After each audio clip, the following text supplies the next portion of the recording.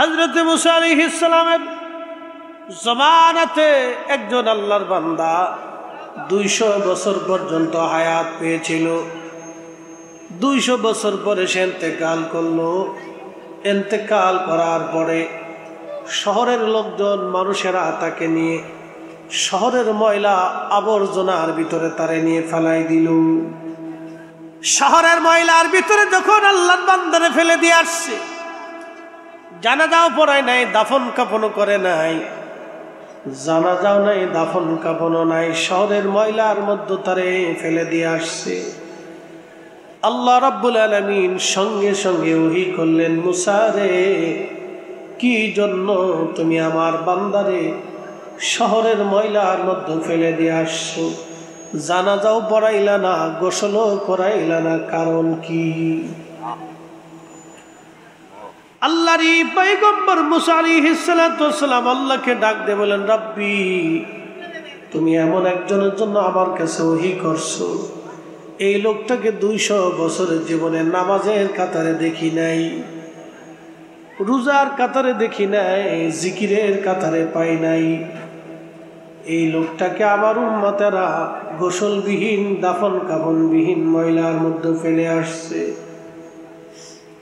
বাজান রে, কোন ব্যক্তি আল্লাহর দরবারে দামি আমাদের কারোই তো জানা নাই। যারে আপনি পাগল মনে করতেছেন, হয়তো সে আল্লাহর দরবারে দামি হতে পারে। সে তো মানুষ, সে তো মানুষ, সে তো মানুষ। দামোট্টাবাসী খুবই মনোযোগ দিয়া শুনবেন। আল্লাহ ডাক দিছে, মুসা, আমার বান্দারে কেন শহরের ময়লার মধ্যে রেখে আসছো? গোসল করাইলা না, কাফন দাফন দিলা না, কারণ কি? মুসা নবী বললেন, রব্বি, 200 বছরের জীবনে এই লোকটাকে নামাজের কাতারে দেখি নাই, আল্লাহ শরীয়তের মধ্যে তারে পাই নাই। হযরত মুসা নবীকে আল্লাহ ডাক দিয়ে বলেন, মুসা, 200 বছর তুমি তারে নামাজের কাতারে দেখো নাই, কিন্তু আমি রব্বে কারীম তার জীবনের সমস্ত গুনাহ আমি আল্লাহ মাফ করে দিয়েছি। না না, আরো জোরে বলেন আল্লাহু আকবার। আল্লাহ কারে ক্ষমা করবে আমাদের কারোই জানা নাই, ঠিক কিনা? মুসা আলাইহিস সালামকে আল্লাহ বলতেছেন, মুসা রে, তোমরা তারা নামাজের কাতারে দেখো নাই বটে, সেটা আমিও রব জানি, কিন্তু আমি আল্লাহ তারে মাফ করে দিছি। আল্লাহু আকবার, আল্লাহ তারে মাফ করে দিছে। আল্লাহর কোরআন বলতেছে, ইন্না আকরামাকুম ইনদাল্লাহি আতকাকুম, আমি আল্লাহর দরবারে তার মর্যাদা বেশি, যার তাকওয়া বেশি, আমি আল্লাহর দরবারে তার দাম বেশি। আমি আল্লাহর যে ভয় করে বেশি, আমি আল্লাহর দরবারে তার দাম বেশি। একবার জোরে বলবেন কি মারহাবা। আপনি যদি দেখেন মুরগি মুরগি মারামারি করে, এক মুরগা আর এক মুরগারে জীবনে মেরে ফেলে দেয় না, গরু গরু মারামারি করে, কিন্তু এক গরু আর এক গরুরে জীবনে মেরে ফেলে দেয় না। একমাত্র মানব জাতি যারা মারামারি করে, কাটাকাটি করে, আর একজন আর একজনকে একবারে জানে মেরে ফেলে দেয়। এই যে ছেলেগুলি, মানুষগুলি মাঝে মধ্যে মানুষদেরকে পিটায় পিটায় মারে, আগে পরে যাই হোক, কোন হত্যা আমরা সমর্থন করি না। কোন মানুষ মরে যাক এটা আমরা চাই না। হিন্দুর বেটা মরলেও আমরা চাই না। কোন হিন্দু হোক, বৌদ্ধ হোক, মাঝে মধ্যে ভারতে দেখি, বিভিন্ন জায়গায় দেখি মুসলমান পিটে মারা হচ্ছে। না না, অন্যায়। কোন মৃত্যুকে আমরা পছন্দ করি না। নিরাপরাধ একজন মানুষকে আমরা মেরে ফেলে দিব। সে পাগল হোক, তাকে মারা যাবে না। চোর হলেও তাকে মারা যাবে না। চুরি করতে আসছে, পিটাইতে পিটাইতে মেরে ফেলে দেওয়া হলো। আহা, কত বড় অন্যায়! আপনি তাকে মেরে ফেলে দিতে পারেন না। আগের আন্দোলনে আমাদের ছাত্রগুলি নির্মমভাবে মরে গেল। এগুলি অন্যায়। কোন মায়ের কোল খালি হোক আমরা চাই না। সেই দিন জশ্নে জুলুস ঈদে মিলাদুন নবীতে কুলিয়ার চরে আমাদের এক ভাইকে পিটিয়ে মেরে ফেলে দেওয়া হলো। মিলাদুন নবীর মিছিলে তাকে পিটিয়ে মারা হলো, হত্যা করা হলো। দেখেন তারা শান্তিপ্রিয় মানুষ, তাদেরকে হত্যা করা হলো। নগরকান্দা এক বৃদ্ধকে মারা হয়েছে, মায়ের ভিডিও দেখলে আপনি সহ্য করতে পারবেন না। এই বুড়া লোকটা মানসিক ভারসাম্যহীন, চোরের অপরাধ দিয়ে তাকে মেরে ফেলে দেয়া হলো। আচ্ছা, আমার কথা হলো, একটা কথা মনে রাখবেন, একজন বুড়া যদিও চুরি করতে আসছে, তিনি চুরি করতে কেন আসলো বলেন? একজন বৃদ্ধ লোক চুরি করতে কখন আসে? পেটের দায়ে। পেটের দায়ে তো তাকে মারাই যাবে না, বরং তার ভরণ পোষণ দিয়ে তারে বাড়ি পাঠানোর দরকার। কথা বলেন ঠিক কিনা? আমরা মানুষ কবে হব? মানুষত্ব এতটা নিচু হয়ে গেছে, এটা বলার কোনো ভাষা নাই। আল্লাহ বলেন, মান কাতালা নাফসান বিগাইরি নাফসিন আও ফাসাদিন ফিল আরদি ফাকান্নামা কাতালান নাসা জামিআ। একবার জোরে বলা যাবে কি আল্লাহু আকবার? আল্লাহর কোরআন বলল, নিরাপরাধ মানুষ কোনো অন্যায় করে নাই, তুমি যদি তাকে হত্যা করো, সে কোনো ফাসাদ সৃষ্টি করে নাই, অথবা কাউকে সে হত্যা করে নাই, যদি ফাসাদ সৃষ্টি করুক বা হত্যা করুক সেটার দায়িত্ব রাষ্ট্রের উপরে যাবে। তুমি যদি তাকে হত্যা করো, আল্লাহ রব্বুল আলামিন বলতেছেন, তাম দুনিয়ার মানুষ তুমি যদি মেরে ফেলো, তাম দুনিয়ার মানুষ যদি তুমি মেরে ফেলো, যে পরিমাণ অপরাধ হবে, একজন নিরাপরাধ মানুষ মেরে ফেললে সেই পরিমাণ অপরাধ আল্লাহ তোমার আমলনামায় দিয়ে দিবে। তাম পৃথিবীর মানুষ মেরে ফেললে যেই গুনাহ, একজন নিরাপরাধ মানুষকে মেরে ফেললে সেই গুনাহ। জশ্নে জুলুসের মিলাদুন নবীর মিছিলে গেছে, লোকটাকে মেরে ফেলে দিয়েছে, হত্যা করেছে। চিন্তা করেন, একটা লোক কারো জমি দখল করতে যায় নাই, কারো বাড়ি দখল করতে যায় নাই, লোকটাকে নির্মমভাবে হত্যা করা হলো। একটা পাগল বৃদ্ধ মানুষ কারো জমি দখলে যায় নাই, হয়তো চুরির অপরাধে তাকে হত্যা করা হলো, কিন্তু সে আসলে চুরি করে নাই, সে ভারসাম্যহীন একজন পাগল লোক ছিল। কারো বাড়ির দরজায় হয়তো উঠানে গেছে চোর সন্দেহে, তাকে পিটিয়ে মারা হলো। একজন যুবক, সে ভারসাম্যহীন, চোর সন্দেহে তাকে পিটি হত্যা করা হলো। আমরা মানুষ কবে হব জানি না, মানুষ হতে হবে। আমি নবী না মানিলাম, কি যে ভুল করিলাম, আমি নবী না মানিলাম, কি যে ভুল করিলাম, ভস্মে ঢালিলাম ঘি, মানুষ হইয়া ভবেতে আসিয়া মানুষের করিলাম কি, মানুষ হইয়া ভবেতে আসিয়া মানুষের করিলাম কি। আল্লাহ ডাক দেখে, মুসা যদিও তুমি নামাজের কাতারে পাও নাই, কিন্তু আমি আল্লাহ মাফ করে দিয়েছি। একসাথে জোরে বলবেন আল্লাহু আকবার। আল্লাহর নবী মুসা আলাইহিস সালাম ডাক দেখে, রাব্বি কোন কারণে মাফ করলা, আমি কি জানতে পারি? আল্লাহ বলেন, হ্যাঁ জানবি। বলে, আল্লাহ এই পাপিষ্ঠ লোকটারে তুমি কেন মাফ করলা, কারণ কি? আমরা কেউ জানি না আজকের মাহফিলে আল্লাহ কারে মাফ করে দিবে, আমরা কেউ বলতে পারবো না। এই জন্য কোনো বিষয়কে ছোট করে দেখবেন না, আমলকে ছোট করে দেখবেন না। আল্লাহ নবী বললেন, সহিহ বুখারীতে হাদিস আসছে, নবীজি বলেন, উম্মত তোমরা জাহান্নাম থেকে বাঁচো, জাহান্নাম থেকে বাঁচো। যদি তোমার ভাইকে একটা খেজুর খাওয়াইয়া হলো তুমি জাহান্নাম থেকে বাঁচার চেষ্টা করো। যদি সম্ভব না হয়, তোমার ভাইয়ের সঙ্গে মুস্কি হাসি দিয়ে হলো তুমি জাহান্নাম থেকে বাঁচার চেষ্টা করো। তোমার ভাইয়ের সঙ্গে মুস্কি হাসি দিয়ে হলেও জাহান্নাম থেকে বাঁচার চেষ্টা করো। তোমার ভাইকে একটা খেজুর দানা খাওয়ায় হলেও জাহান্নাম থেকে বাঁচার চেষ্টা করো। বন্ধু আমার, খুব মনোযোগ দিয়ে কথাগুলি শুনবেন। হযরত মুসা নবী জিজ্ঞেস করলেন, রাব্বি, কোন কারণে আপনি মাফ করলেন? আল্লাহ পাক ডাক দিয়ে বলতেছে, মুসা রে, এই লোকটা 200 বছরের জীবনে নামাজের কাতারে যায় নাই। আমি রব তার আমল সব জানি, কিন্তু রাতের আধারে আমারে বান্দা কখনো ঘুমাইতো না। শুধু তাই নয়, আমার বান্দা জেগে জেগে তাওরাত কিতাব পড়তে থাকতো। ইয়া আইয়ুহাল মুযাম্মিল কুমিল লাইলা ইল্লা কলিলা।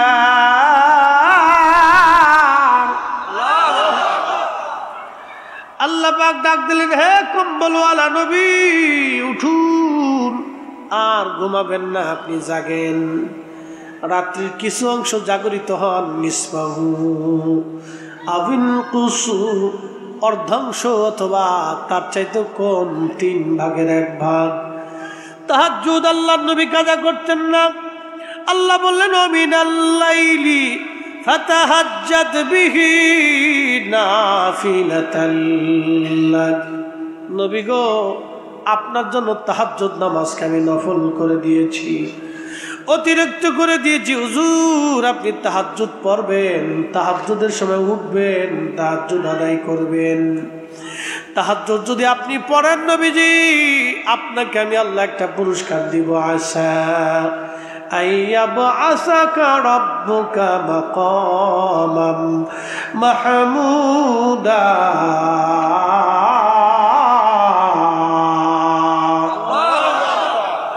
আমি আল্লাহ আপনাকে মাকামে মাহমুদ ওয়ালা বানাবো, মাকামে মাহমুদ ওয়ালা বানাবো। হাসরের ময়দানে এই স্তরে আমি আল্লাহ আপনাকে নিয়ে যাব। আপনি যা চাবেন আমি তাই দিব, আপনি যা বলবেন আমি তাই মানব। আপনার ইচ্ছা অনুযায়ী আমি আল্লাহর ইচ্ছা হয়ে যাবে। আপনি বলবেন, আমি আল্লাহ খুশি হয়ে যাব। আপনি চাবেন, আমি আল্লাহ দিয়ে দিব। মাকামে মাহমুদে অধিষ্ঠিত করব, আপনাকে খুশি করব, খুশি করব। একবার জোরে বলা যাবে আল্লাহু আকবার। শ্রেষ্ঠ নবী দিলাম রে তরিয়ে নিতে রোজ হাসরে। বলেন, শ্রেষ্ঠ নবী দিলাম রে তরিয়ে নিতে রোজ হাসরে। পথ না ভুলি তাই তো দিলে, পথ না ভুলি তাই তো দিলে পাক কুরআনের বাণী। খুদা তোমার মেহেরবানি। সুন্দর ফুল সুন্দর ফল, মিঠা নদীর পানি। খুদা তোমার মেহেরবানি, খুদা তোমার মেহেরবানি। এই জন্য কোনো নবী, কোনো ওলিরা শেষ রাত্রে আল্লাহর ইবাদত ছাড়া থাকতেন না। তারা তাহাজ্জুদের সময় উঠতেন, আল্লাহকে খুশি করতেন, আল্লাহকে ডাকতেন। আল্লাহ ডাক দিয়ে বলতেছে, মুসা, আমারে বান্দা গভীর রাত্রিবেলা উঠিয়ে তাওরাত পড়তো। তাওরাত পড়ার সময় তাওরাত শরীফের মধ্যে যেখানে আমার আখিরি নবী রাহমাতুল লিল আলামিনের নাম মোবারক মুহাম্মাদুর রাসূলুল্লাহ, মুহাম্মাদুর রাসূলুল্লাহ যেখানে পাইছে ওই জায়গায় সুমা লাগাইতো, সুমা লাগায়া চোখে লাগাইতো। একসাথে বলবেন সুবহানাল্লাহ। না আরো জোরে বলেন। ধরেন তাওরাতের মধ্যে লেখা মুহাম্মাদুর রাসূলুল্লাহ সাল্লাল্লাহু আলাইহি সাল্লাম, এইখানে সুমা লাগাইতো, চোখের মধ্যে লাগাইতো, কপালে লাগাইতো। একবার জোরে বলবেন কি মারহাবা। আরে মুসা, আমার আখিরি নবীর পবিত্র নামের ইজ্জত করার জন্যে তাজিম করার জন্য আমি রব আমার বান্দার 200 বছরের জীবনের গুনাহ আমি আল্লাহ আমার বান্দারে মাফ করে দিছি। সুবহানাল্লাহ। আমার রাসূলের ইজ্জতের কারণে আল্লাহ তারে মাফ করে দিল। একটু চিন্তা করেন, 200 বছরের গুনাহ আল্লাহ তার মাফ হয়ে গেলে শুধু একটা আমলের জন্য আল্লাহ তাকে মাফ করে দিলেন। 200 বছরের গুনাহ রাত্রিবেলা ইবাদতটা করার জন্য আল্লাহ তাকে ক্ষমা করে দিলেন। হযরত মুসাকে আল্লাহ বলেন, মুসা তাড়াতাড়ি যাও। আল্লাহু আকবার। হিলিয়াতুল আউলিয়ার মধ্যে আমার ঘরে কিতাবখানা আছে, আল্লামা মুসান্নিফ আল্লাহ তিনি লিখতেছেন, হযরত মুসাকে আল্লাহ বলেন, মুসা তাড়াতাড়ি যাও, তারে ময়লা থেকে উঠাইয়া সুন্দর করে গোসল করাইয়া পাক সাফ করাইয়া মুসারে তারে সুন্দর গোরস্থানের মধ্যে দাফন করাও। আমার বান্দারে ময়লার মধ্যে রাখবা না, আমি আল্লাহ তার 200 বছরের গুনাহ মাফ করে দিয়েছি। হাজিরিন, আমার রাসূলের সাথে সম্পর্ক হওয়ার জন্য মুসা আলাইহিস সালামের উম্মতের 200 বছরের গুনাহ যদি মাফ হয়, নবীর নামে চুমা লাগানোর জন্য, ইজ্জত করার জন্য মুসা আলাইহিস সালামের উম্মতের 200 বছরের গুনাহ যদি মাফ হয়, আজকের পবিত্র মিলাদুন নবীর মাহফিলে আমার নবীজির সাথে সম্পর্ক হওয়ার কারণে আমাদের জীবনের গুনাহ মাফ হতে পারে কি পারে না?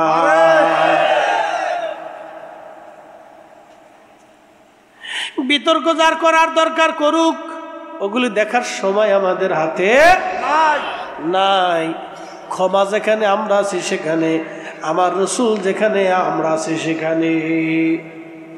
কোরআন আল্লাহ বলতেছেন, তাব্বাত ইয়াদা আবি লাহাবি ওয়া তাব্বা মা আগনা আনহু মালুহু ওয়া মা কাসাব। দেখছেন, তার বিরুদ্ধে আল্লাহ একটা সূরা নাযিল করছে, সূরা লাহাব।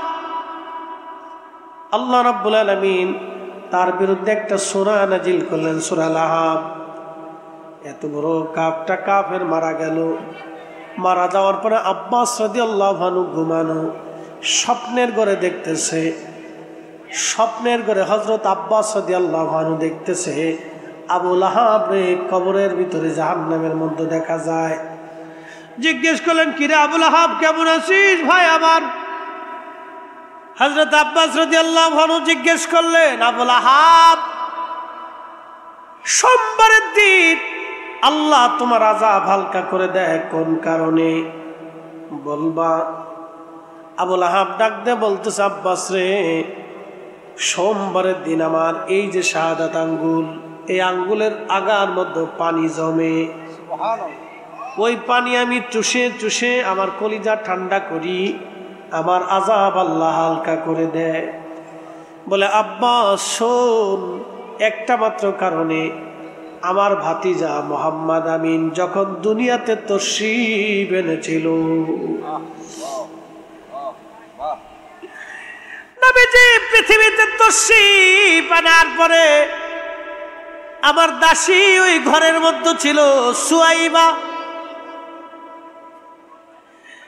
আবু লাহাবের ঘর থেকে প্রিয় নবীজির বেলাদতের ঘর জাবাল আবু কুবাইস পাহাড়ের পাদদেশে, ওখান থেকে দৌড়াইয়া আবু লাহাবের ঘরে এসে বলতেছে, মনিব, মনিব রে, আপনার ভাতিজা হয়েছে, আপনার ভাতিজা হয়েছে। ছেলে মেয়ে হইলে আপনারা খুশি হন না? বিশেষ করে ছেলে হইলে অনেকে বেশি খুশি হয়। আমার দাসী দৌড়ে এসে আমাকে খুশির সংবাদ দিল। আমি বসা ছিলাম, বসা থেকে উঠে দাঁড়াইলাম, দাঁড়াইয়া এই শাহাদাত আঙ্গুল, যে আঙ্গুলে সোমবারের দিন পানি জমে, এই আঙ্গুল দিয়ে দাসীর ইশারা করে বললাম, দাসী সুহাইবা, তুই আমার ভাতিজার জন্মের সুসংবাদ দিলি, যা যা, তোরে আজাদ করে দিলাম, মুক্ত করে দিলাম, তোরে স্বাধীন করে দিলাম, তুমি মুক্ত বাতাসে ঘুরে বেড়াও। যে শাহাদাত আঙ্গুল দিয়ে দাসীর আজাদ করে দিয়েছিলাম আমি, আমার রাসূল আমার ভাতিজা আখির নবীর বেলাতে খুশি হইয়া শুধু খুশি হওয়ার কারণে আমি এই আঙ্গুল দিয়ে ইশারা করে আমার দাসী আজাদ করে দেওয়ার কারণে আমার মালিক, আমার মৌলা, আমার আল্লাহ প্রত্যেক সোমবারের দিন আসার সাথে সাথে আমার হাতের আঙ্গুলে পানি জমাইয়া আমি আবু লাহাবের আযাব আল্লাহ হালকা বানায় দেয়। একবার জোরে বলবেন কি আল্লাহু আকবার?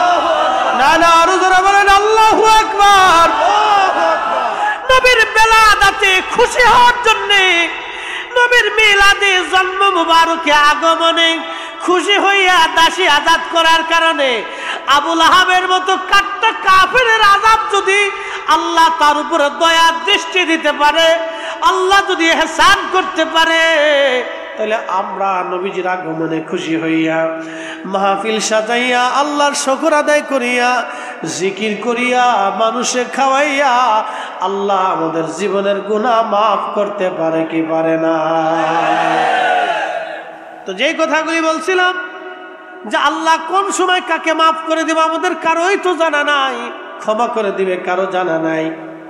মুসা আলাইহিস সালামের উম্মতের গুনাহ মাফ হয়ে গেল 200 বছরের। আমার রসুলকে কেন্দ্র করে নবীর তাজিমের জন্য আবু লাহাবের আযাব আল্লাহ হালকা করে দিলেন আমার নবীকে কেন্দ্র করে। বন্ধু আমার, উস্তুনে হান্নানে একটা বড় কাঠ এখনো মসজিদে নববীতে, সেই মিম্বর শরীফ যেই মিম্বরে আল্লাহর নবী বসতেন, মিম্বর শরীফ থেকে হুজরা শরীফ পর্যন্ত মিন রিয়াজুল জান্নাহ, জান্নাতের বাগান। আল্লাহর নবীর মিম্বর শরীফ থেকে রওজা শরীফ পর্যন্ত জান্নাতের বাগান। এই মিম্বর শরীফের নিচে উস্তুরে হান্নানাকে আল্লাহ রাব্বুল আলামিন নবীর সাহাবীরা দাফন করে রাখলেন। নবীজি বললেন, কিয়ামতের মাঠে আমি উস্তুরে হান্নানাকে নিয়ে মেহেশরের মাঠে আমি তাকে নিয়ে জান্নাতে চলে যাব। একটা মরা কাঠ জান্নাতে চলে গেল নবীকে কেন্দ্র করে। একসাথে বলা যাবে আল্লাহু আকবার। আরে একটা উটের নাম কাসওয়া জান্নাতে চলে গেল নবীকে কেন্দ্র করে, রসুলকে কেন্দ্র করে জান্নাতে চলে গেল। আর একটা সেই বস্তুর নাম উস্তুনে হান্নানা, কাসওয়া উট, আর একটা নাম উহুদ পাহাড় জান্নাতে চলে গেল আমার রসুলকে মহব্বত করার কারণে। আমার রসুলকে কেন্দ্র করে আল্লাহু আকবার, জোরে বলেন আল্লাহু আকবার। না না হয় না, আরো জোরে বলেন আল্লাহু আকবার। উহুদ পাহাড় জান্নাতে চলে গেল নবীকে কেন্দ্র করে। যদি কোনোদিন উহুদে যান, একটা ঠিকানা বলে দিয়ে যায়, উহুদ পাহাড়ের এক কোনায় একটু ফাঁকা জায়গা দেখবেন, দুইটা পাথরের মাঝখানে ফাঁকা ফাঁকা। এই জায়গাটা আল্লাহর নবী বিশ্রাম করেছিলেন উহুদের ময়দানে আহত হয়ে যাওয়ার পরে। কাফেররা রাসূলকে আঘাত করলেন, দন্ত মুবারক শহীদ হয়ে গেল, মাথা মুবারক থেকে রক্ত পড়তেছিল, রক্ত মুবারক পড়তেছিল। আহারে, রসুলের একজন সাহাবীর নাম হযরত মালিক ইবনে সানানা, তিনি দৌড়ায় গেলেন। মালিক ইবনে সানানা দৌড়ায় যাইয়া আল্লাহর নবীর ওই কাটা জায়গায় মাথা মোবারকে জিহ্বা লাগাইয়া চেটে চেটে চেটে চেটে পরিষ্কার করে রক্ত খেয়ে ফেলতেছিলেন তিনি। পাশ থেকে এক সাহাবী ডাক দিয়ে বলতেছে, মালিক ইবনে সানানা, তুমি কি জানো না রক্ত পান করা হারাম? তুমি কেন রক্ত পান করো? মালিক ইবনে সানানা ডেকে বলতেছে, সাহাবীরা রে, আমার জীবন চলে যাবে, কিন্তু নবীজির রক্ত মোবারক জমিনে পড়তে দেব না। ত্রিভুবনের প্রিয় মুহাম্মদ বলেন, ত্রিভুবনের প্রিয় মুহাম্মদ এলোর দুনিয়ায় রে, সাগর আকাশ বাতাস দেখবি যদি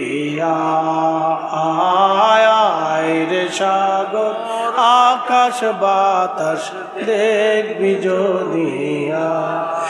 ধুলির ধরা বেহেশত আজ জয় করিল দিল রে লাজ আজকে খুশির ঢল নেমেছে দুশোর সাহারায়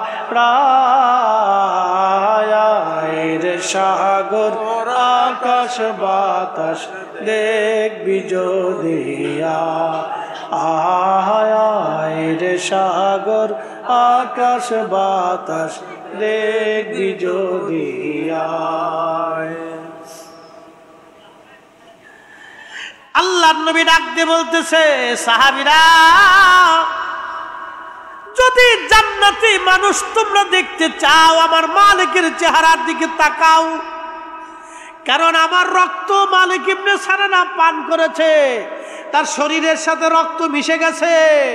আমি নবীর রক্ত যার শরীরের সাথে মিশে যায় সে জাহান্নামে যাবে না, জাহান্নামের আগুন তারে পোড়াবে না। চিৎকার মেরে জোরে বলবেন আল্লাহু আকবার। বলেন রক্ত পান করা হালাল না হারাম? কিন্তু আমার রসুলের রক্ত হওয়ার কারণে, নবীর সাথে সম্পর্ক হওয়ার কারণে মালিক ইবনে সানানার ইজ্জত বাড়ছে না কমছে? নবীর সাথে নেসবত হওয়ার কারণে বাড়ছে না কমছে? মসজিদ কার ঘর? মসজিদে যে পাথর আপনার বাড়িতে সেই পাথর, মসজিদে যেই বালি আপনার বালি একই রকম বালি, মসজিদে যেই সিমেন্ট আপনার বাড়িতে সেই একই কোম্পানির সিমেন্ট, মসজিদে যে টাইলস আপনার বাড়িতে একই কোম্পানির টাইলস। কিন্তু মসজিদে যাওয়ার কারণে আপনি জুতা পাই দিলেন না, কিন্তু আপনার ঘরে থাকার কারণে জুতা পরলেন। মসজিদে গেল জুতা পরলেন না, কারণ কি? মসজিদের সম্পর্ক কার সাথে? আল্লাহর সাথে। আল্লাহর সাথে হওয়ার কারণে মসজিদের দাম বাড়লো না কমলো? আজকের মাহফিল আমার নবীর সাথে, নবীর সাথে সম্পর্ক হওয়ার কারণে এই মিলাদুন নবীর মাহফিলের দাম বাড়লো না কমলো? আমাদের দাম বাড়লো না কমলো? তাহলে মাহফিল হবে না বন্ধ হবে? চলবে কি চলবে না? একসাথে জোরে বলেন তো আল্লাহু আকবার। এই মাহফিলে বরকত আছে, খুব মনোযোগ দেন। মালিক ইবনে সানানা তেনার ইজ্জত বাড়ছে না কমছে? কিন্তু রক্তপান করে ফেলছে। শরীয়তে রক্তপান করা হারাম, কিন্তু আল্লাহর নবীর সাথে সম্পর্ক হওয়ার কারণে মালিক ইবনে সানানার ইজ্জত এত পরিমাণে বাড়ছে। নবীজি উহুদে ডাক দিয়ে বললেন সাহাবীরা তোমরা যদি জান্নাতি মানুষ দেখতে চাও এই উহুদে আইসা আমার মালিক ইবনে সানানার চেহারার দিকে তাকাও, সে আল্লাহর জান্নাতি। বন্ধু আমার উহুদে যাবেন, উহুদে যাওয়ার পরে যেইখানে আল্লাহর নবী বিশ্রাম করেছিলেন, দেখেন আমি বাস্তব থেকে বলতেছি, এবার এতক্ষণ তো দলিলে বলছি, এখন বাস্তবে বলতেছি। উহুদের যে ফাঁকা জায়গা, আমার দিকে তাকান, উহুদের পাহাড়ের পাদদেশে পাশে যে ফাঁকা জায়গা, সেইখানে আল্লাহর নবীকে নিয়ে ফেরেশতারা নিয়ে গেলেন, সাহাবীরা নিয়ে গেলেন, বিশ্রাম করতে লাগলেন। নবীজির দন্ত মোবারক শহীদ হয়েছিল আসরের সময়। কোন সময়? জোহর আর আসর। ওইখানে একটা মসজিদ আছে উহুদের পাশে, এখনো ওই মসজিদটা আছে। ওই জায়গাটা আল্লাহর নবী জোহর এবং আসর নামাজ পড়ছিলেন, যুদ্ধ চলতেছে, ওই জায়গায় নামাজ পড়তেছিলেন। হঠাৎ করে কাফেররা এসে আল্লাহর নবীকে আক্রমণ করলেন আসরের পরে। ওই সময় নবীজি আহত হলেন। ঠিক ওই সময় আহত হওয়ার পরে নবীজিকে সাহাবে کرام ফেরেশতারা নিয়ে উহুদের ওই ফাঁকা জায়গা নিয়ে গেলেন। যেই ফাঁকা জায়গা নিয়ে গেলেন, তখন সারা উহুদে মদিনাতে জানাজানি হইল যে আল্লাহর নবী নাই। কারণ অনেক সাহাবী জানতেন না যে আল্লাহর নবীকে সাহাবীরা এবং ফেরেশতারা ধরে নিয়ে জিবরাইল আলাইহিস সালাম ওই পাহাড়ের ওই পাদদেশে, এই পাহাড়ের এক কোণাতে ফাঁকা জায়গা নিয়ে গেছে। এটা অনেক সাহাবীরা জানতেন না।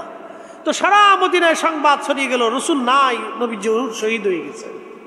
ওই সংবাদে হযরত গাসলুল মালায়েকা হানজালা সকালবেলা এসে তিনি উহুদে শহীদ হয়েছিলেন। আল্লাহ ডাক দিয়ে বলেন আমি মানুষকে সুন্দর অবয়ব দিয়ে বানাইলাম, চমৎকার সৌন্দর্য দিয়ে আমি মানুষকে বানাইছি। দেখেন কালো কিন্তু তারপরও সুন্দর, দেখবেন ফর্সা তারপরও সুন্দর, বেঠে তারপরও সুন্দর, লম্বা তারপরও সুন্দর। আল্লাহ বিভিন্ন জাতের মানুষ বানাইলেন, কিন্তু সব মানুষ আল্লাহ সুন্দর বলে অভিহিত করলেন যে আমি মানব জাতিকে সুন্দর অবয়ব দিয়ে আমি আল্লাহ বানাইলাম। আমরা আসছি এখানে আখিরাতের সদাই করার জন্য। মেলার ভিতরে যারা গেল, ওরা গেল দুনিয়ার সদাই করার জন্য। মাইন্ডেড আমাদের ভিন্ন। খুব মনোযোগ দিবেন, কথা শুনবেন। আল্লাহ বিভিন্ন কোয়ালিটির মানুষ আল্লাহ বানাইলেন। কেন বানাইলেন? কি জন্য বানাইলেন? আল্লাহ সব কোয়ালিটির মানুষ বানাইয়া আল্লাহ একটা ডাক দিয়ে বান্দাকে বললেন, ওয়ামা খালাকতুল জিন্না ওয়াল ইনসা ইল্লা লিয়াবুদুন। তাহলে বাতাস আল্লাহর হুকুমে, জমিন আল্লাহর হুকুমে, পৃথিবী আল্লাহর হুকুমে, চন্দ্র আল্লাহর হুকুমে, সূর্য আল্লাহর হুকুমে, সব আল্লাহর আইন অনুযায়ী চলে। আপনি বাড়ির কুকুর, এই কুকুরটাও আল্লাহর আইনে চলে। আপনার বাড়ির গরুটা আল্লাহর আইনে চলে। শুধু তাই না, আল্লাহর কোরআন বলল, আলাম তারা আন্নাল্লাহা ইয়াসজুদু লাহু মান ফিস সামাওয়াতি ওয়া মান ফিল আরদ। আল্লাহ বলতেছে, হুজুর নবী আমার, আপনি কি দেখেন না, আপনি কি লক্ষ্য করেন না, আসমান জমিন ভূমণ্ডল নবমণ্ডলের ভিতরে যাহা আছে, ও নবী আমার, হাবিব আমার, আসমান ও জমিন ভূমণ্ডল নবমণ্ডলের ভিতরে যাহা কিছু আছে সব আমি আল্লাহ জিকির করে, আমি আল্লাহ জিকির করে। একবার জোরে বলা যাবে কি সুবহানাল্লাহ? আমি আল্লাহকে তারা সেজদা দেয়, সেজদা দেয়, সেজদা দেয়। আসমান জমিনের ভিতরে যাহা আছে সব আমি আল্লাহকে সেজদা দেয়। আল্লাহর সৃষ্টির ভিতরে কোটি কোটি কোটি কোটি ফেরেশতা সব আল্লাহকে সেজদা দেয়। আল্লাহর জমিনে যা কিছু আছে, কোরআন বলতেছে, আশ-শামসু ওয়াল কামারু ওয়ান নুজুমু ওয়াল জিবালু ওয়াশ-শাজারু ওয়াদ-দাওয়াবু ওয়া কাসীরুম মিনান নাস। আল্লাহু আকবার। আল্লাহর কোরআন বলে, হাবিব সূর্য আমি আল্লাহকে সেজদা দেয়, সূর্য আমি আল্লাহকে সেজদা দেয়, চাঁদ আমি আল্লাহকে সেজদা দেয়, নক্ষত্র আমি আল্লাহকে সেজদা দেয়। বন্ধু খুব মনোযোগ দিয়ে কথাগুলি শুনবেন। আল্লাহ বললেন, সূর্য আশ-শামসু ওয়াল কমার, সূর্য এবং চাঁদ আমি আল্লাহকে সেজদা দেয়। আর নুজুম, নক্ষত্রগুলি আমি আল্লাহকে সেজদা দেয়। ওয়াল জিবালু, পৃথিবীতে বড় বড় পাহাড় আছে, বিরাট বড় বড় পাহাড়। পৃথিবীর সবচেয়ে বড় পাহাড়ের নাম হলো মাউন্ট এভারেস্ট, উচ্চতা আছে 29,000 ফিট। পৃথিবীর সবচেয়ে গভীর সমুদ্রের নাম হলো প্রশান্ত মহাসাগর। এর সর্বোচ্চ গভীরতা হলো ট্রায়াঙ্গল যাকে বলা হয়, এই 36,000 ফিট তার গভীরতা। পৃথিবীর সবচেয়ে বড় পাহাড়ের নাম মাউন্ট এভারেস্ট। আল্লাহ বলেন, হাবিব ওই পাহাড়টাও আমি আল্লাহকে সেজদা দেয়, কিন্তু মাউন্ট এভারেস্ট যত বড়ই হোক না কেন সে জান্নাতের পাহাড় না। পৃথিবীতে একটা পাহাড়ের নাম হলো উহুদ। এই উহুদ একমাত্র জান্নাতের পাহাড়। আল্লাহর নবী বললেন, উহুদ আমাকে ভালোবাসে, আমি নবী উহুদকে ভালোবাসি। আলা বাবিন মিন আবওয়াবিল জান্নাহ, উহুদ আল্লাহর জান্নাতের পাহাড়। একসাথে জোরে বলবেন কি আল্লাহু আকবার। আরে একটা পাহাড় যদি নবীকে ভালোবেসে জান্নাতে যেতে পারে, তাহলে আপনারা বলেন পবিত্র মিলাদুন নবীর মাহফিলে আসার কারণে আপনার জীবনের গুনাহ মাফ হতে পারে কি পারে না? প্রিয় শরীয়তপুরবাসী মনোযোগ দিবেন। উহুদের কিন্তু কোনো শরীয়ত নেই, সে একটা পাহাড়। আমাদের জন্য যেমন নামাজ ফরজ, উহুদ পাহাড়ের জন্য নামাজ ফরজ না। আমাদের জন্য যেমন রোজা ফরজ, পর্দা ফসিতা ফরজ, হক হালাল ফরজ, উহুদের জন্য এমন কোনো ফরজিয়াত বিধান নাই। কিন্তু শুধুমাত্র আল্লাহর নবীকে ভালোবাসার জন্যে একটা পাহাড় পর্যন্ত জান্নাতে চলে যাবে। সে জান্নাতের দরজার পাশে আল্লাহ তাকে স্থান করে দিয়ে রাখবেন। জান্নাতের ভিতরে মানুষ এবং জিনেরা জান্নাতে যাবে, ফেরেশতারা থাকবে, সাথে উহুদ পাহাড় জান্নাতে চলে যাবে শুধু আল্লাহর নবীকে ভালোবাসার জন্য। বলে হুজুর কি করে নবীকে ভালোবাসলো? উহুদ সবসময় আল্লাহর নবীজির সাথে সুসম্পর্ক রাখতো। ওই উহুদ পাহাড়ের বরাবর আর একটা পাহাড় আছে, যেটা মসজিদে জুল হুলাইফার বাম পাশে একটা পাহাড়। এই পাহাড়ের নাম হলো জাবালে আইর। জাবাল আইরের আর একটা নাম হচ্ছে জাবালে নার।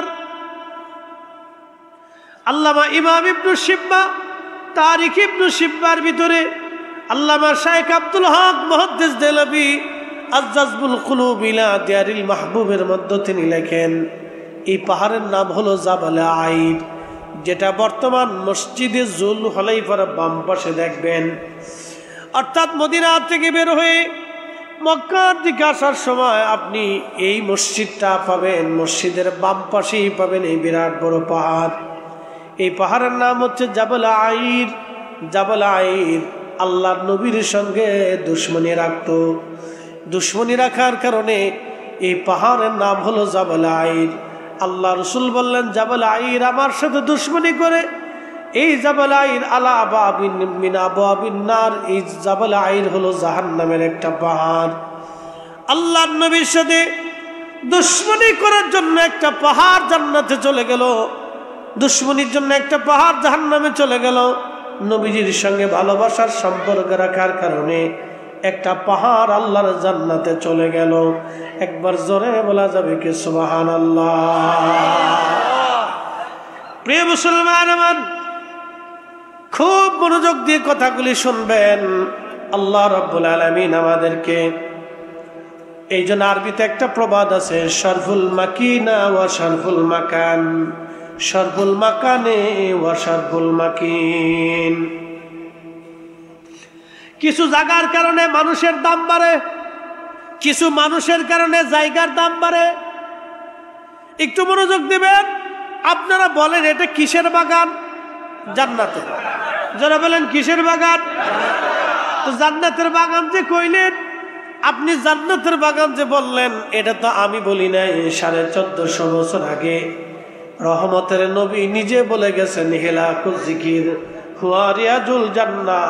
যেই মজলিসে আল্লাহর জিকির হয় এটা দুনিয়ার সাধারণ কোনো জায়গা না, এটা আল্লাহর বেহেশতের বাগান। কথা বলেন ঠিক কিনা?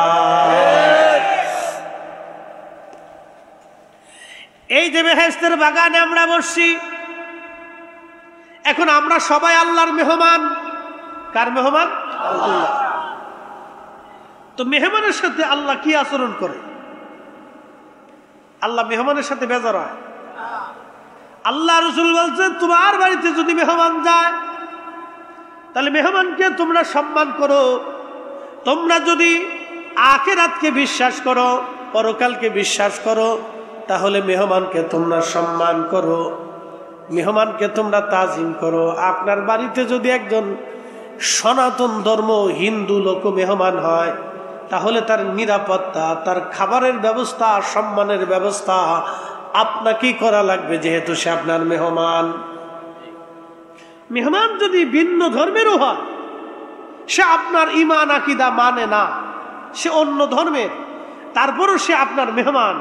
তাকে খাবার দেওয়া, যত্ন করা, সম্মান করা, নিরাপত্তা দেওয়া আল্লাহ আপনার উপর দায়িত্ব দিয়ে দেয়। সে মেহমান, তাকে সম্মান করতে হবে।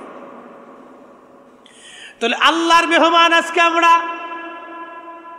যদি দুনিয়ার মানুষের উপরে হুকুম হয় মেহমানকে সম্মান করা, তাহলে আজকে আমরা আল্লাহর মেহমান। তাহলে আল্লাহ আমাদের সাথে কেমন আচরণ করবে বুঝতেই পারতেছেন।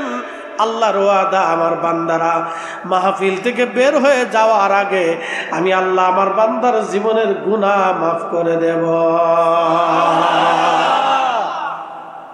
প্রিয় উপস্থিতি আমার, খুব মনোযোগ দিবেন, কথাগুলি ভালো করে শুনবেন। এই যে আল্লাহ, আমি একটা প্রবাদ বলেছি, সর্বুল মাকিনা ও সর্বুল মাকান, সর্বুল মাকানে ও সর্বুল মাকিন। কিছু জায়গার কারণে মানুষের দাম বাড়ে, কিছু মানুষের কারণে জায়গার দাম বাড়ে। আজকের মিলাদুন নবীর মাহফিলের কারণে এই জায়গার দাম বেড়ে গেছে, ঠিক কিনা? এই জায়গার দাম বেড়ে গেছে, আমাদেরও দাম, কথা কোন, আমাদেরও দাম বেড়ে গেছে। মক্কাতুল মুকাররমা থাকার কারণে মক্কাবাসীর দাম বাড়ছে, মদিনাতে আমার নবী যাওয়ার কারণে মদিনার দাম বাড়ছে। শাহজালাল রহমাতুল্লাহ আলাইহি সিলেটে থাকার কারণে ওনার বারগাহে দরগায় মাজার শরীফে 750 বছর ধরে কোটি কোটি মুসলমান জিয়ারতে যায়। কি কথা কন না কেন? প্রিয় ভাইরা আমার, খুবই মনোযোগ দিবেন। শাহজালাল রহমাতুল্লাহ আলাইহি সিলেটে থাকার কারণে সিলেটের দাম বেড়ে গেল। হযরতে হুজুর গাউসে পাক মহিউদ্দিন আব্দুল কাদের জিলানী রহমাতুল্লাহ আলাইহি ইরাকের বাগদাদে ঘুমিয়ে থাকার কারণে সেখানকার দাম বেড়ে গেল। কোটি কোটি কোটি কোটি মুসলমান তিনাদের জিয়ারতে এখনো যায়। দেখেন, আল্লাহর ওলি ইন্তেকাল করলেন, কত রাজা মহারাজারা চলে গেছে, কত রাজা গেল, মহারাজা গেল, কত বাদশা চলে গেল, কত জমানা চলে গেল। আজও পর্যন্ত হুজুর গাউসে পাকের মাজার শরীফ কেউ ভাঙ্গে নাই। কি কথা কন না কেন? কত রাজা চলে গেছে, কত সাম্রাজ্য চলে গেল, এমনকি খোদ মুসলমানদের দুশমন মার্কিন প্রশাসন ইরাকে হামলা করে ইরাক দখল করে নিল, তারপরেও তারা কিন্তু হুজুর গাউসে পাক রহমাতুল্লাহ আলাইহির মাজার ভাঙ্গে নাই। তার আগে যারা ছিলেন প্রেসিডেন্ট সাদ্দাম হোসেন, তিনিও ভাঙ্গেন নাই। তার আগে যারা ছিল তারাও ভাঙ্গেন নাই, তার আগে যারা ছিল তারাও ভাঙ্গেন নাই। যুগ যুগ যুগ যুগ ধরে চলে আসতেছে, কেউ ভাঙ্গার সাহস পর্যন্ত আজও করে নাই, কারণ ওরা মুকুটহীন সাম্রাজ্যহীন আল্লাহ প্রদত্ত সম্রাট। ওনাদের দোয়ার আশায় কোটি কোটি মানুষ ওনাদের জিয়ারতে যায়। কথা বলেন ঠিক কিনা? ইওলি আল্লাহর বাংলাদেশ, শহীদ গাজীর বাংলাদেশ, রহম করো আল্লাহ, রহম করো আল্লাহ। এই শাহজালালের বাংলাদেশ, শাহপরানের বাংলাদেশ, রহম করো আল্লাহ, রহম করো আল্লাহ। শয়তানকে বানাইলেন আল্লাহ, আবার শয়তানকে ক্ষমতাও দিলেন আল্লাহ। একসাথে বলেন আল্লাহু আকবার। শয়তানকে বানাইলেন আল্লাহ, ক্ষমতাও আল্লাহ দিয়ে দিলেন। ইচ্ছা করলে কিন্তু আল্লাহ মুহূর্তে শয়তান ধ্বংস করে দিতে পারেন। শয়তানরে যখন শয়তান বিতাড়িত হবে, 4টা জায়গা শয়তান কেঁদেছিল। 1 নাম্বার, শয়তান যখন আল্লাহ থেকে বিতাড়িত হলো, আমার আল্লাহ বলেন ওয়া কানা মিনাল কাফিরিন, তুমি কাফেরদের অন্তর্ভুক্ত। শয়তান আর্তনাদ করতে লাগলো, চিৎকার করতে লাগলো, কাঁদতে লাগলো। এরপরে শয়তানকে আমার আল্লাহ দুনিয়াতে পাঠিয়ে দিবে। শয়তান তখন কাঁদতে লাগলো, আর্তনাদ করতে লাগলো, আল্লাহকে ডাক দিয়ে বলল, রব আল্লাহ, আপনি দয়া করে আমারে, এই 9টা লক্ষ বছর আপনার ইবাদত করছি, আপনি দয়া করে আমার একটু সময় দেন, কিছু কথা শুনেন। আল্লাহ বলেন কি চাও? শয়তান ডাক দিয়ে বলতেছে, রব্বুল আলামিন, আপনি দয়া করে আমাকে 3টা ক্ষমতা দিবেন। 9 লক্ষ বছর ইবাদত করলাম, 3টা জিনিস আমি চাই। আল্লাহ বলেন কি চাও বলো? 1 নম্বর, কিয়ামত পর্যন্ত হায়াত চাই। আমার দিকে তাকান, কোন পর্যন্ত হায়াত? কিয়ামত পর্যন্ত। আচ্ছা, ওই সময় আল্লাহ কিয়ামত পর্যন্ত না দিয়ে আল্লাহ কইতেন না, তোর কিয়ামত পর্যন্ত না, কালকে তুই মরে যাবি, পারতেন না আল্লাহ? কিয়ামত পর্যন্ত হায়াত চাই। আল্লাহ বলেন দিলাম। একসাথে বলবেন আল্লাহু আকবার।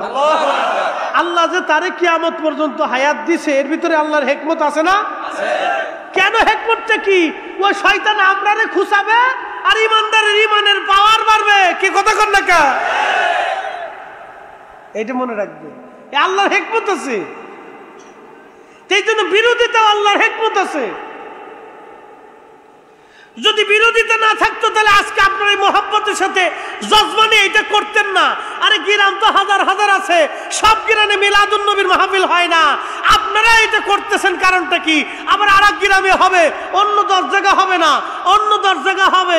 এই যে আল্লাহ বিতর্কিত হওয়ার কারণে আপনারা করতেছেন, আরেকজন করতেছে না, আরেকজন আরেকটা করতেছে, এ চিন্তা করতেছে, এ মিলাদুন নবীর মাহফিল করতেছে, যা আমি সিরাতুন নবীর একটা দিয়ে দিই। তা কি মাহফিল কমতেছে না বাড়তেছে? বাড়তেছে। মাহফিল কি হয়? বাড়তেছে, কমতেছে না। এই জন্য বিতর্কের ভিতরে রহমত আছে, মতানৈক্যের ভিতরে রহমত আছে। একজনে চিন্তা করলো হেতার মিলাদুন নবীর মাহফিল করে, তাহলে আমরা সিরাতুন নবীর একটা করবো, যা করে দিচ্ছে। আরে করেন না, মিলাদুন নবী করেন আর সিরাতুন নবী করেন, মাহফিল তো করেন। মাহফিল করলে মানুষ ওয়াজ শুনবে, আল্লাহর দিকে আসবে, হেদায়েতের দিকে আসবে। কি কথা কর নাকি? ঠিক করতে থাকে। প্রিয় উপস্থিতি, খুব মনোযোগ দিয়েন। শয়তান এবার আল্লাহকে ডাকতে বলতেছে, রব আমার কিয়ামত পর্যন্ত হায়াত দিবা। আল্লাহ বললেন, যাও, কিয়ামত পর্যন্ত তোমার হায়াত দিলাম। আল্লাহ ডাক দিলেন, শয়তান আর কি চাও? বলে, রব্বুল আলামিন আপনি আমার তাম পৃথিবী তসরুফ করব, তাম দুনিয়া ঘুরে আসবো 1 সেকেন্ডের ভিতরে। একসাথে বলবেন সুবহানাল্লাহ। শয়তান কি এই জায়গা আছে না আমেরিকাও যায়? আমেরিকা, রাশিয়া, একবার আমেরিকার প্রেসিডেন্ট বাইডেন যে চাবি দেয়, আবার ওদিক দিয়ে রাশিয়ার প্রেসিডেন্ট পুতিন রে চাবি দেয়, এদিক দিয়ে আইসা আবার নেটোর মহাসচিবরে চাবি দেয়, ওদের জাতিসংঘের মহাসচিবরে দেয়, ওদিক দিয়ে আবার ইসরায়েলের যে নেতানিয়াহু আছে ওরে চাবি দেয়, কই তুই ফিলিস্তিনি বোমা মার। বুঝতে পারছেন? শয়তান কিন্তু বসে নাই, শুধু আমরা বসে রয়েছি। আমি যদি এখন পেঁয়াজ বাঁধানোর চেষ্টা করি তাহলে পেঁয়াজ লেগে যাবে, কিন্তু সমাধান হবে না। এই জন্য কিছু লোকের মন থাকে বক্র, হেরাকে মিলাদুন নবী করবা, দলিল আসেনি, দলিল আসেনি। কি কথা কন না কা? আমি মাহফিলে বসবো, জিকিরে বসবো, এই ওয়াজ নসিহত শুনবো, তার আবার দলিলের দরকার কি? ওটা দলিল তো আল্লাহর নবী এমনি নিজে দিয়ে দিয়েছে, হিলাকুজ জিকির হুয়া রিয়াজুল জান্নাহ। যেই মজলিসে আল্লাহর জিকির হয় ওটা আল্লাহর বেহেশতের বাগান।